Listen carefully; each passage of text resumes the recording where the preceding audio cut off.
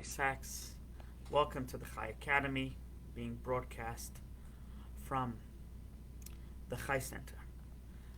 We are in the middle of a course called Fascinating Jewish Personalities, and we've gone through some very interesting people, learned a lot of lessons about history, those who ignore history, right? Those who forget history are doomed to repeat it. So, it's important. Today's topic is about two Jews, one called Andrew Goodman, and the other called Michael Mickey Schwerner. So, two Jews, both from New York, both from pretty progressively social families, and both Jewish, They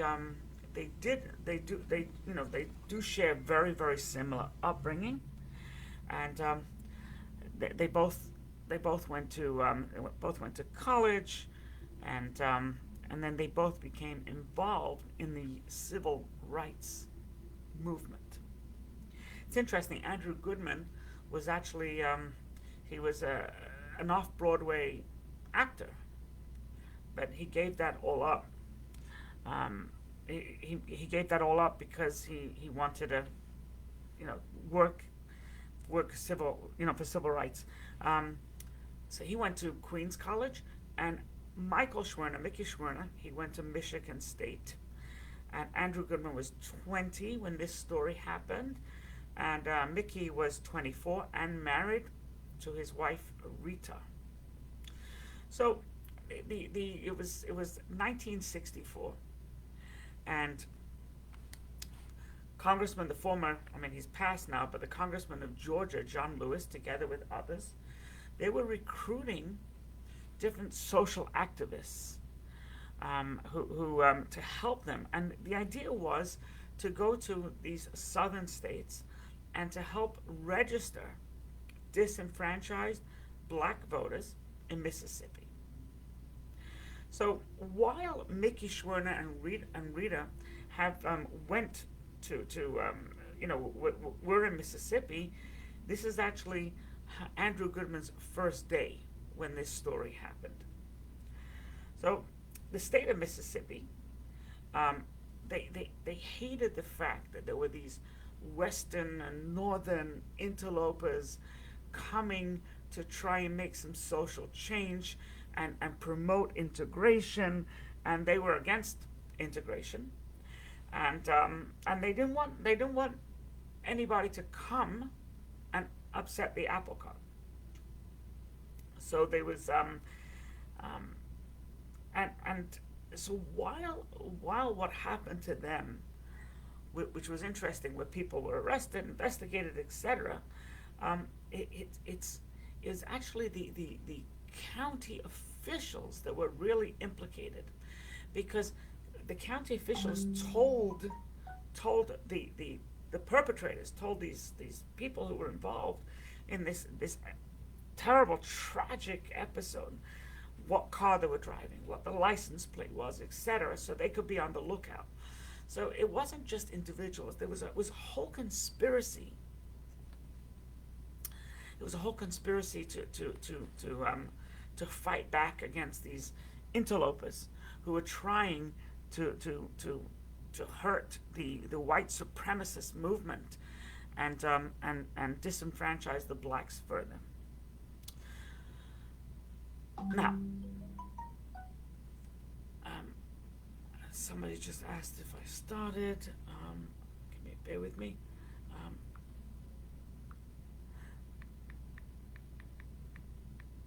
Sorry about this.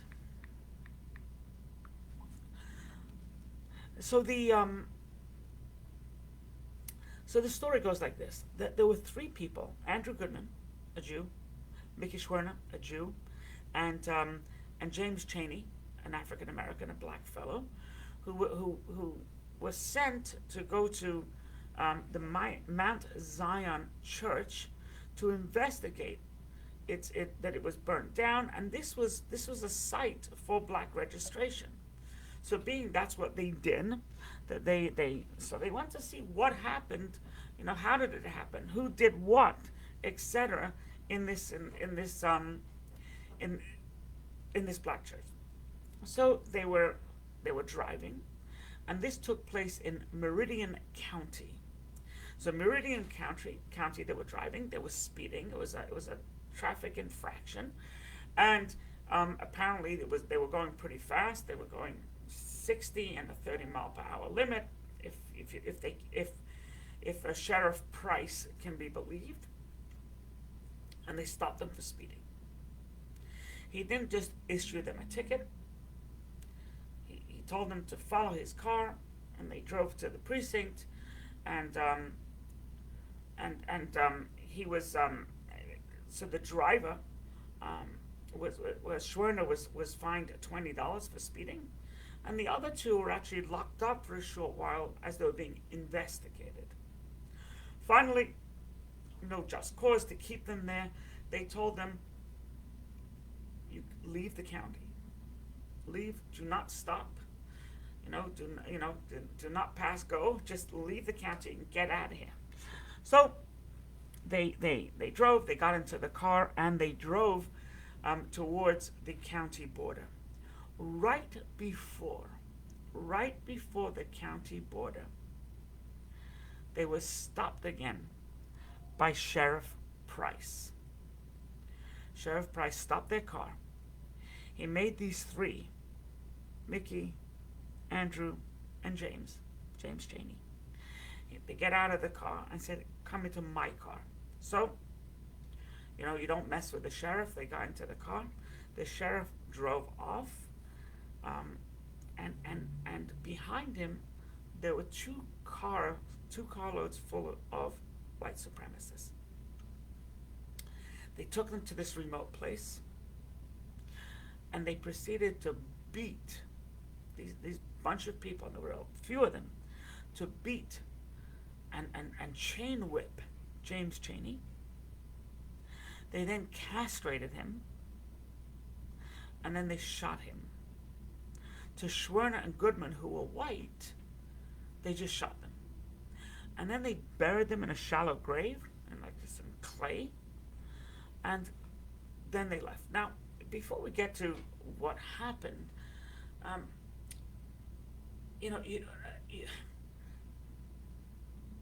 to chain whip somebody, to shoot somebody, right? These were not upstanding, righteous people. These were not people who just had a political difference. These were cruel, wicked individuals, right? Wicked individuals. So it was, yes, the whole thing was racism. The whole thing was just, Mississippi didn't want blacks to vote. So, but to do what they did, so to shut down voting booths would be wicked and cruel. To chain whip, to castrate a kid because he's black, and then shoot him, and then shoot them all, because that is a whole new level. That is inhumane. That's not human, and there's nothing. There's no redeeming quality. These people who did it don't even come, in my opinion, to the level of animal. Right? They just did it, and it was under the supervision of a sheriff, for crying out loud. It became a huge case, and the FBI had got involved, and there was posters all over. There were posters, and you can actually Google it. It's fascinating. It's these three. It's the three pictures, and have you seen them? Have you seen them? And they could not find where they went. They did manage to infiltrate this white supremacist organization, and they did get a tip of where they were buried. So they drove there, and it took them 44 days to unearth the grave. And they finally, they removed, it was like red clay from the looks of it, if I remember. And they removed the clay, and there were these bodies, 3 bodies that were buried. But then they found nearby other African Americans, other black people who they killed, for the, for out of cruelty and for their own. It wasn't even political aspirations. It's just that's the point I'm trying to make with this story. It's not even political aspirations. It's just dregs of the earth, and it became when it became a very it became a huge case because it was a turning point for the civil rights movement. So it's interesting what they did was they actually helped the cause by killing these people. Even though it was these people. So these 3, I'm sure, and others did not die in vain. Even though of course it was a tragic, senseless death, but they didn't die in vain. You know what it reminds me of? It reminds me of a fellow by the name of Daniel Gale, who was fighting for the death to abolish the death penalty and could not. And eventually, he was set up and framed, and he was put to death, and he was innocent, and that made a big name for the anti-death penalty. The abolitionists, and so he helped their cause in death where he couldn't help them in life. This is the same type of a thing. Anyway, so this case came to light. The FBI arrested 18 people, and they were charged. They were charged not with murder. They were charged with violation of civil rights. Some of them were let off on a technicality, others were let off for other reasons, but that was the charge. The charge was civil rights. It wasn't even murder. This brutal murder, right? And I think specifically this James Chaney, who they beat to death, mutilated his body. Nope, that was just civil rights. It was, you can tell how warped and corrupt the courts were and the authorities were, etc. It wasn't until many years later where a journalist by the name of Jerry Mitchell, right? He started to reinvestigate, and he had a crew with him and some students, and they put together like this documentary. They wrote a book, and this documentary, and all their investigation led them to a fellow by the name of Edgar Ray Killen. And based on the interview with Edgar Ray Killen, who basically they managed to reopen the case and finally bring somebody to justice. Edgar Ray Killen was there. Edgar Ray Killen had a part in the killing. That was his last name. It fits. And in January of 2005, he was charged with manslaughter, not even murder. So, it wasn't even, they couldn't even get the murder charges. He was charged with manslaughter, and in June 2005, he was sentenced. He was sentenced 20 years for each killing, so he was sentenced to 60 years. And he died in January 2018. That's when he died. James Chaney was buried in Mississippi, and the other two, the 2 Jewish boys, Andrew Goodman and Michael Schwerner, were airlifted back to New York, where they had both were buried in a Jewish cemetery. I know where Andrew Goodman was buried, Mount Judah Cemetery. I've actually seen his grave, but I don't know where the other fellow, Mike Schwerner, was buried. So after this episode, which took place in 1964, Andrew Goodman's parents Andrew, I believe, was the middle child. But so his parents, one was a social worker, I forget what the other one did, maybe a professor. They basically they started a foundation, still in existence today. It's the Andrew Goodman Foundation, and it basically served to educate as to what happened.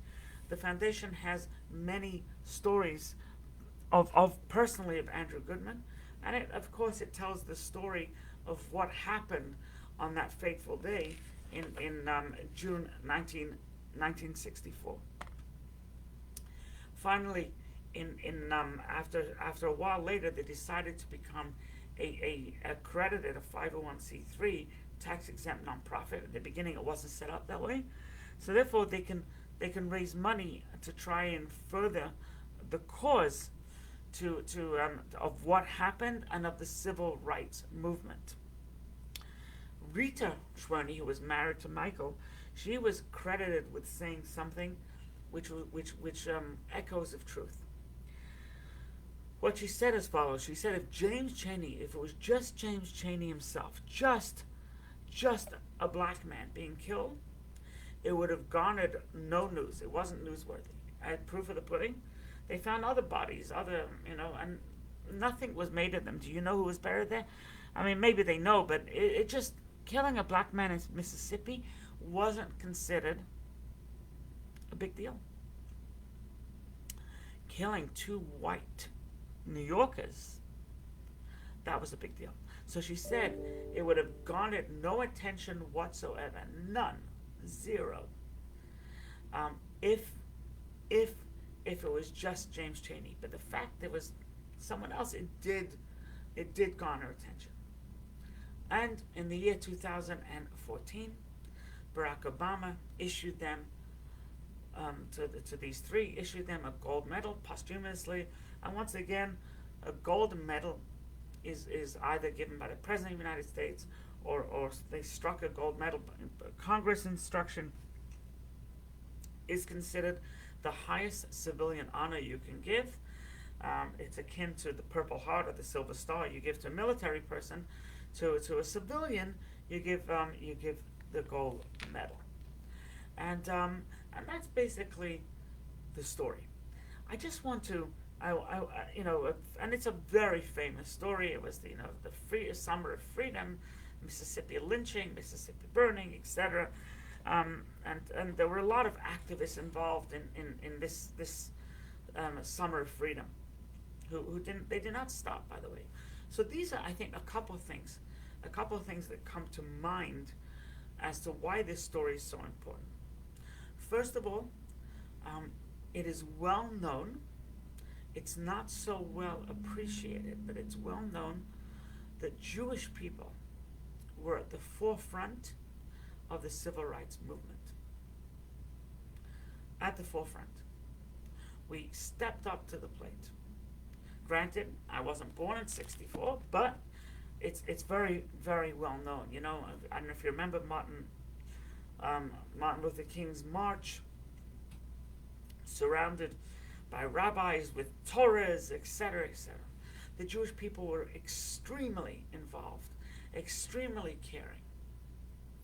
So why, years later, you have people like the Reverend Al, or you have, you have an AOC, or you have it doesn't make sense. Or Reverend Butts, or Screwy Louis Farrakhan, it doesn't make sense. It's something is wrong. So I think one answer they give to illogical anti-Semitism, because there is logical anti-Semitism, jealousy, etc. This is just illogical anti-Semitism. We were there for you. What is this hatred? The squad, as an example. What is your hatred? What is it based on? So we must say that it's higher than knowledge. There's a spiritual thing there that maybe they don't even know, but it's higher than human knowledge. Yes, they have hate, but why? They stepped up. We stepped up. Why? So that's the first thing.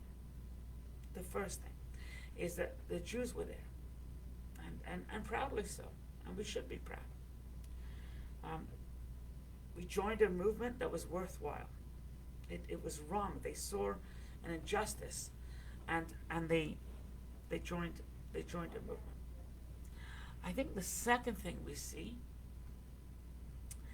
is that, which is really why the Jews join liberal, progressive, civil rights movements. Why?